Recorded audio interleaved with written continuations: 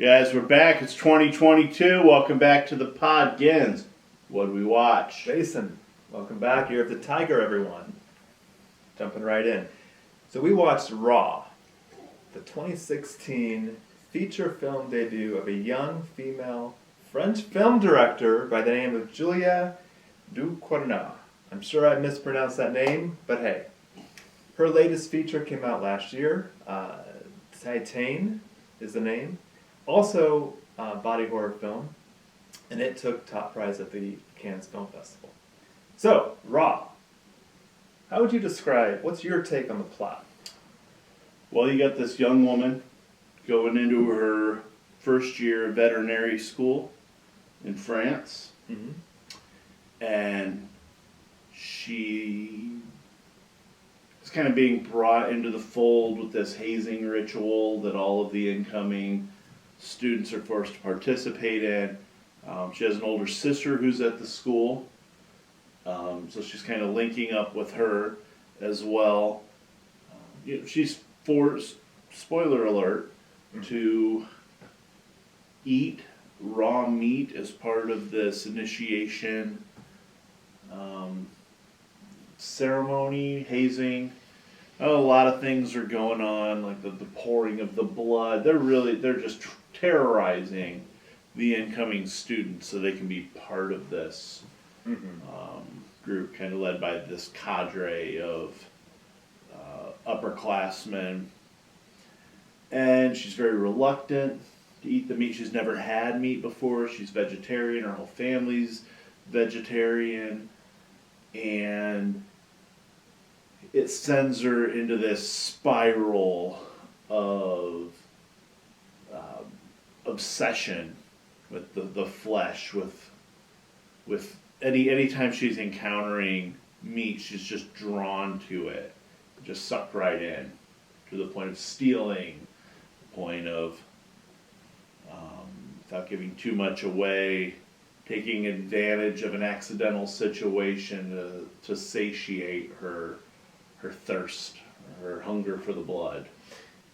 Yeah, it's a vampiric portrayal. Because it reminded me the way she gets close to a human, and then the way you can see her like being triggered, or her hunger, her desire is initiated by the scent, maybe the closeness, the flesh.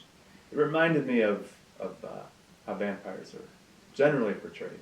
Yeah, and we discussed this while watching the movie. We actually paused it and talked about how it's so much easier to accept a vampire movie. We go, okay, bit the neck, gotta drink the blood. That gets a PG-13. That's Twilight.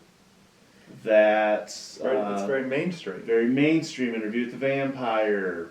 Bram Stoker. These mainstream movies, people are like, oh yeah, big cinema, that's fine. It's a vampire movie. We get it because it's fable. It's fairy tale. We don't want to really think about someone who just wants to eat people. Right. It's harder to accept, like, socially. It's very cringy. I think it is harder to accept socially. That's accurate. As compared to a vampire with, like, separated humanity from vampirism. Well, and vampires aren't real. Right. Cannibals are.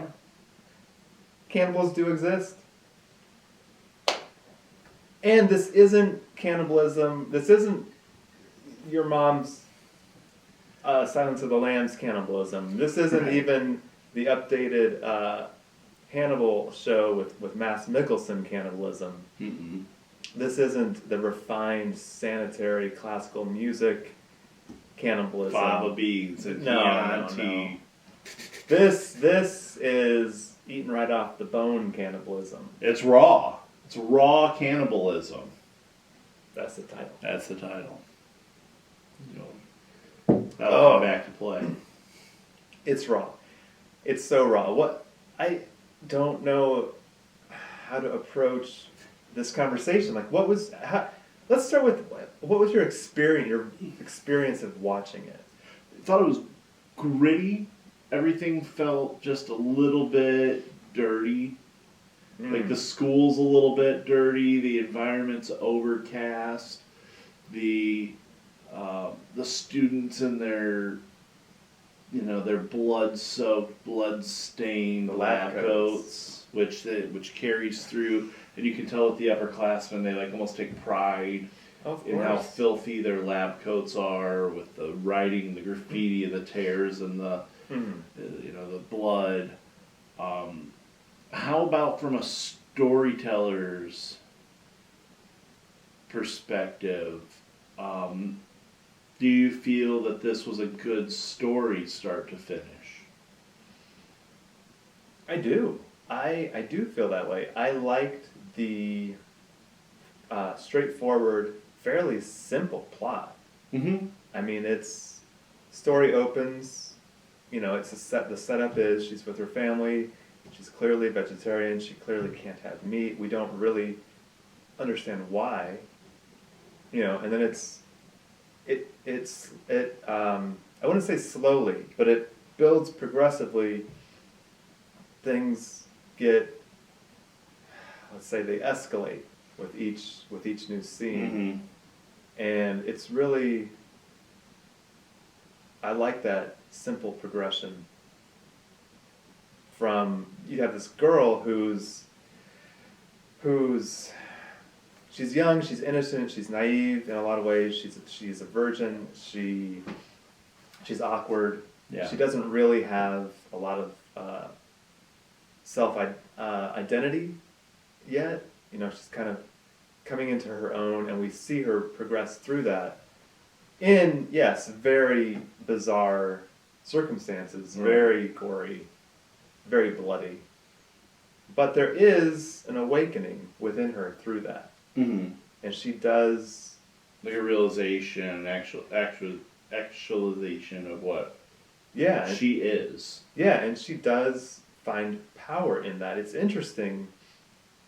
I'm thinking in particular of that scene where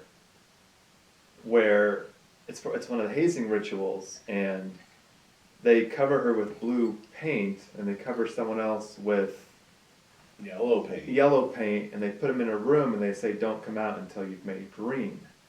Yeah. Now, Kind of a 7 minutes in heaven rape situation. rape situation. And it's like the individuals aren't raping each other, it's like the group is raping them with each other. Well, it does start off with the boy approaching her, and she is reluctant. Yes. He touches her in ways that she doesn't appear to enjoy or want. She's not familiar with that sort of touch either. Well, it doesn't. No, No, she's not. But that's uncomfortableness. neither here nor there. If she's familiar or not. I mean, it's not something that she's wanting. And then there is a switch. Yeah, She's like, "Oh, I can take control of this situation." and she did. Oh yeah. Yeah. So I like. I don't know. Would you call that subversion? I like those. It was switches. subversive. Yeah. Mm. Yeah. For me, my experience of watching it, though, I think I was curled up in a ball for most of the movie. Yeah, you kind of one eye open, like oh shit, what's coming next? It's a challenge. It's a challenging film. I think I want to echo a lot of what you said with how the story just I felt it grabs you early on. It doesn't waste a whole lot of time building. It's like you're in, and then it's pedal to the metal till the end. Yeah. Very little let up. You never know what's exactly around the corner. Some things that seem like they're going to be very innocuous turn out to be very intense. Very intense moments. I think that segues well into how this was made as a film. I think the way it was shot, the color palette, the lighting, it was a real spectacle, and it really sucked you into that world. which I appreciated. It kept you there. Nothing really took me out Mm-hmm. of that world. Right. Right. Yeah, for me too. Beautifully shot, composed. The score was perfect. Perfect. I'm really digging films that have French pop and French jazz and How about French hip hop? French hip hop. That scene. That's an intense scene. You know what I'm talking about. I know what you're talking about. Blue dress scene. Blue dress scene with the mirror. Yeah. Whew. I don't know what she was doing at that moment. There was something going through her brain. She was a different person. She was coming into her sexuality. Well, sexuality. We're going to have to define people. We can't even talk about that. That's a different podcast. But yeah, no, the visuals in that were striking. Mm-hmm. Yeah.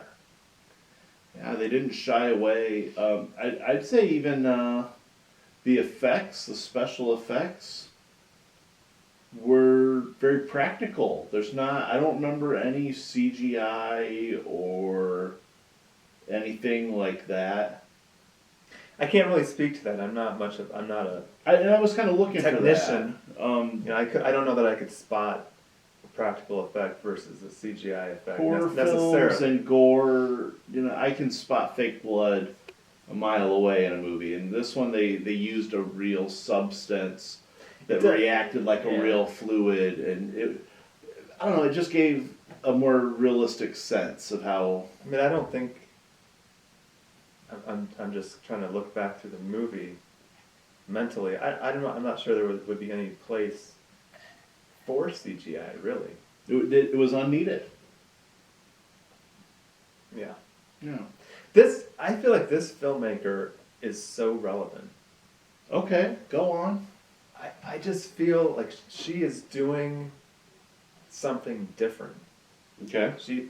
She's taking big, bold risks with what she's doing, and she has a lot to say. I mean, you could take this movie two ways, or both, in my opinion. One is just a straight up body horror ride. Gore fest. I wouldn't call it a gore fest, because I think that implies something different. I wouldn't say it's a gore fest. Yeah, that's hobo. That's Yeah, but what I'm Chainsaw. trying to say though is you can take it as a ride and leave it at that. But you could also dissect the hell out of this movie in terms of symbolism, metaphor, you mentioned feminist, whatever. Feminist cannibal canon. Right, we read that. But there's a lot going on behind all this in terms of, female power, female identity, awakening, and that there's a lot going on with Titan as well, and I just feel like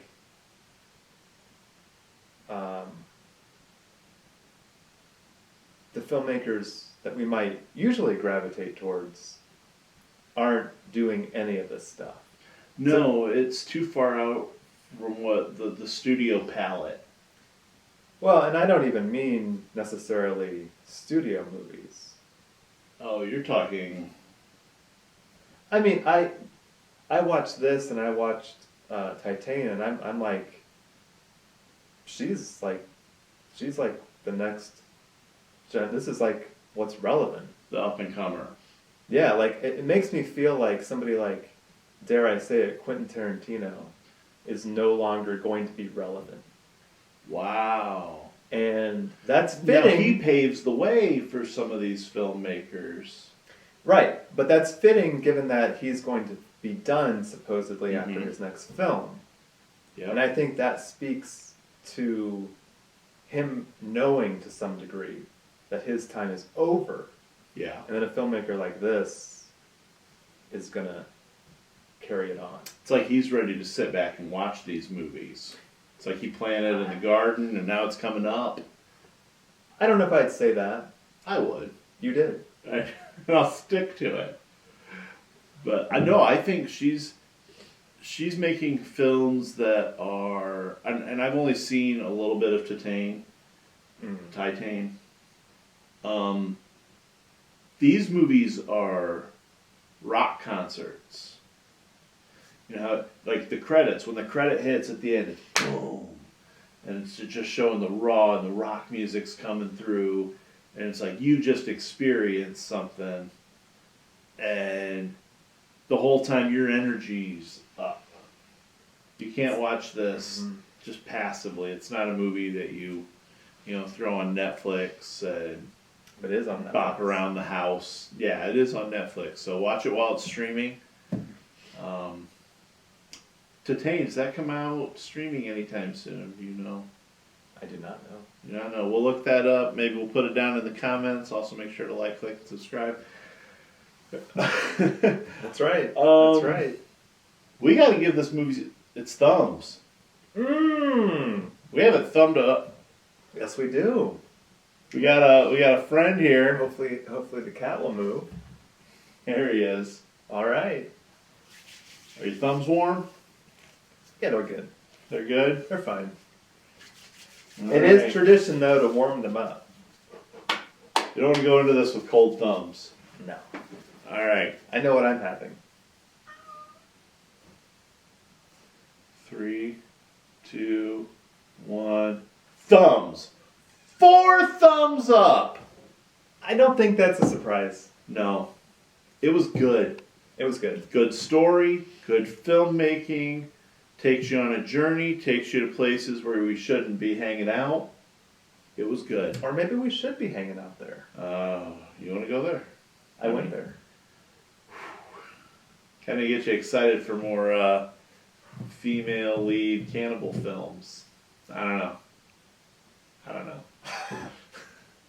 You're talking about the one you're writing. Maybe the one I'm writing, which is nothing like this. No. Nothing. Any final thoughts about this one? You know, I recommend it to anybody with a strong stomach who can handle a little bit of visual mayhem. It's not for the weak, but check it out, watch it. You know, and then reply down in the comments. Tell us what you think about it. We want to know what you think. Yeah, it's a challenging film. So if you want to watch a film that's going to challenge you, not your typical mainstream fare, this might be it. Mm-hmm. Raw. Okay. Well, that's it. We'll see you next time. Oh, the next film. Next film. What are we going to talk about next? Oh, are we going to do, dare I say it? Tragedy of Macbeth. No. I'm not gonna waste our time on that slop. No comment. It was bad. It's one of the worst movies I've seen in years. No comment. I'm just quoting him. Okay. We had talked about doing Licorice Pizza. Licorice Pizza. A deep dive. The deep cut. The deep slice. So maybe. We'll think about it. If we can stop arguing about it. I think we should argue more. We're going to argue more. For the audience. So there will be blood. That's a reference. See you guys later.